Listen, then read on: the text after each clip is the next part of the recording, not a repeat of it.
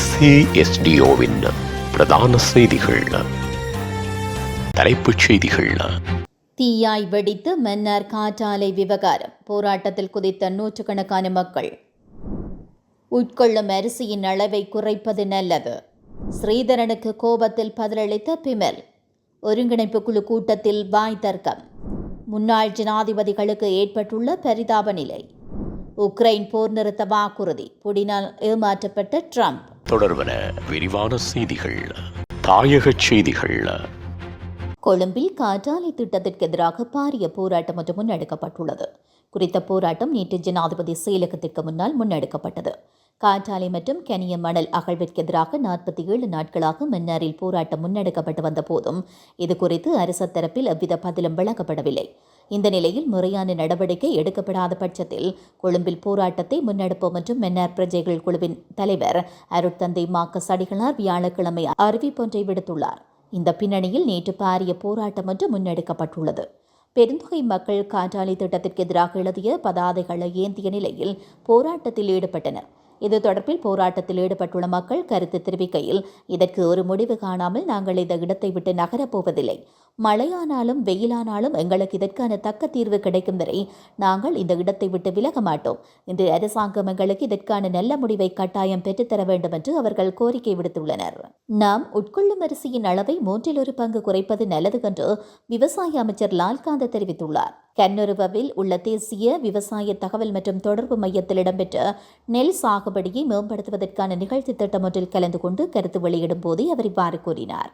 2024-2025 பருவத்தில் நாங்கள் அரிசியை கணிசமான அளவு இறக்குமதி செய்ய வேண்டியிருந்தது. முதலில் அரிசி இறக்குமதி செய்வதை நிறுத்த விரும்புகிறோம். அரிசியை ஒரு முக்கிய ஏற்றுமதி பயிராக மாற்றுவது எப்படி என்பதில் நாம் கவனம் செலுத்த வேண்டும். நாம் அதிகமாக அரிசியை உட்கொள்கிறோம். அரிசியின் அளவை 1/3 பங்கு குறைக்க முடியும் என நான் நினைக்கிறேன். நமது உணவு கலாச்சாரம் தரம் சார்ந்ததாக இருக்க வேண்டும். ஒரு மரத்திற்கு தேவையான அளவு தண்ணீர் தேவைப்படுவது போல நமது உடலுக்கு தேவையான உணவுக்கும் அளவு தேவை. உடல் பருமன் என்று ஒரு கடுமையான சமூக பிரச்சனையாக மாறியுள்ளது. விவசாய அமைச்சகமும் சுகாதார அமைச்சகமும் இணைந்து இது குறித்து ஒரு விவாதத்தை நடத்த வேண்டும் என்று தெரிவித்துள்ளார். எனக்கு உங்களை விட சத்தமாக பேச தெரியும், நான் சொல்வதை கேளுங்கள் என்று அமைச்சர் பிமல் ரெட்நாயக்க நாடாளுமன்ற உறுப்பினர் ஸ்ரீதரனிடம் கூறியுள்ளார். யாழ்ப்பாணத்தில் ஒருங்கிணைப்பு குழு கூட்டம் மாவட்ட செயலகத்தில் நடைபெற்றது. அப்போது காணி விடுவிப்பு தொடர்பில் நாடாளுமன்ற உறுப்பினர் ஸ்ரீதரன் கேட்ட கேள்விக்கு பதிலளிக்கும் போதே அமைச்சர் கேலியும் கிண்டலுமாக பதிலளித்துள்ளார்.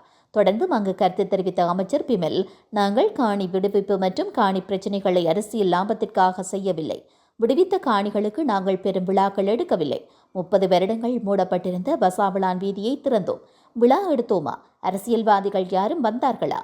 இராணுவத்தால் பிரதேச செயலாளர்களுக்கே அதன் பத்திரங்கள் வழங்கப்பட்டன. இதில் இருக்கும் அரசியல் நோக்கமும் பார்வையும் நாங்கள் அறிவோம். இந்த காணிகள் பாதுகாப்பு காரணங்களுக்காக எடுக்கப்பட்டதாகும்.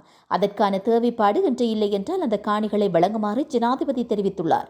அவற்றிற்கு விழா அவசியமில்லை. நாங்கள் சொல்லாவிட்டாலும் சிலர் தங்களால் தான் காணிகள் விடுவிக்கப்படுவதாக தெரிவிக்கின்றனர்.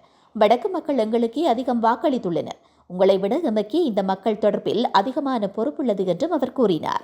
முன்னாள் ஜனாதிபதிகள் தற்போது கொழும்பில் தங்களுக்கு ஏற்ற வீடுகளை கண்டுபிடிக்க கடுமையாக முயற்சித்து வருவதாக தகவல்கள் வெளியாகியுள்ளன. முன்னாள் ஜனாதிபதிகளுக்கு ஏற்ற வீடுகளை கண்டுபிடிக்க அவர்களின் உறவினர்கள் மற்றும் நண்பர்களும் பணியாற்றி வருகின்றனர்.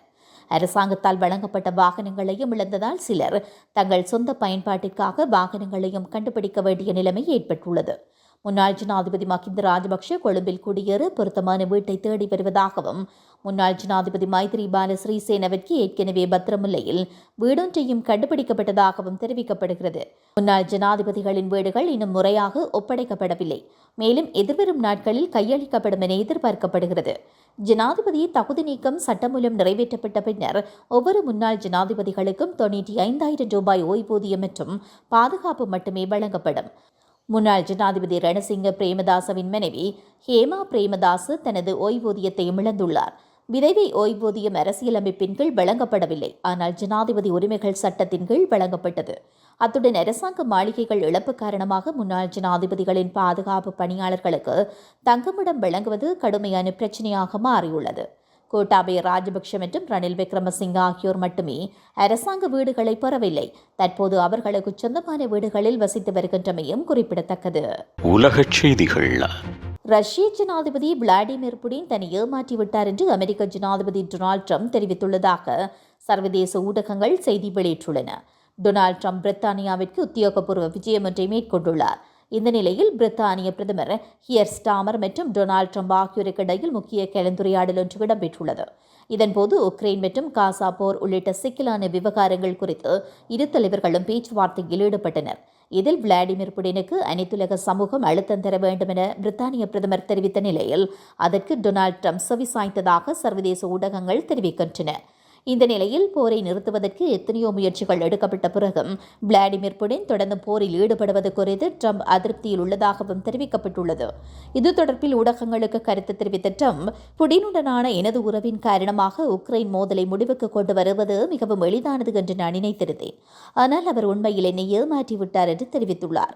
மேலும் எண்ணெய் விலை குறைந்தால் புடின் போரில் இருந்து விலகிவிடுவார் என தெரிவித்த ட்ரம்ப், ஐக்கிய நாடுகள் ரஷ்யாவிடமிருந்து கச்சா எண்ணெய் வாங்குவதை நிறுத்த வேண்டும் என்றும் வலியுறுத்தியுள்ளமை குறிப்பிடத்தக்கது. மீண்டும் தலைப்புச் செய்திகள். தீயாய் வெடித்து மன்னார் காற்றாலை விவகாரம், போராட்டத்தில் குதித்த நூற்றுக்கணக்கான மக்கள். உட்கொள்ளும் அரிசியின் அளவை குறைப்பது நல்லது. ஸ்ரீதரனுக்கு கோபத்தில் பதிலளித்த பிமல். ஒருங்கிணைப்பு குழு கூட்டத்தில் வாய் தர்க்கம். முன்னாள் ஜனாதிபதிகளுக்கு ஏற்பட்டுள்ள பரிதாப நிலை. உக்ரைன் போர் நிறுத்த வாக்குறுதி, புடினால் ஏமாற்றப்பட்ட ட்ரம்ப்.